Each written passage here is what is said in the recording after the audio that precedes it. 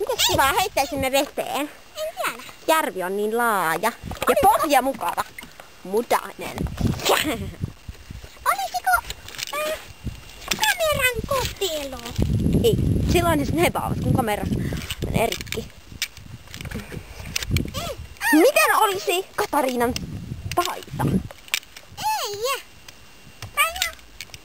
Ootko se on just kuivumassa? No, ei sitten mitään.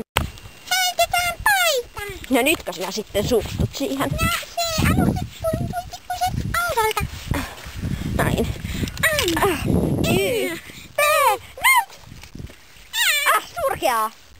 Noin. Nyt upotetaan se.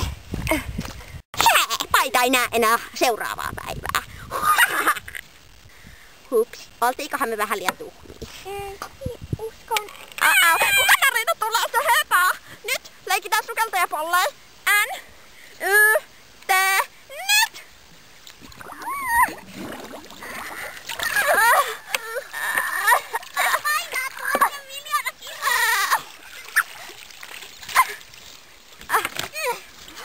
Mutta miten me saamme sen takaisin kuivumaan? Hän huomaa eron. Ja me olemme läpi märkiä. Älä. En halua kastua. Miten me nyt tehdään? Minä yritän saada sen jotenkin. Niin minä yritän kuivuttaa sen. Minulta valuu vettä kuin partaa. Jos olisi nyt yhtään kuivempi. Missä paita?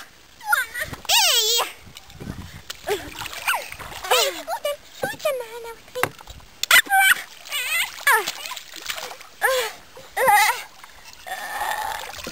Harjani hulmua kerrankin, mutta väärällä lailla.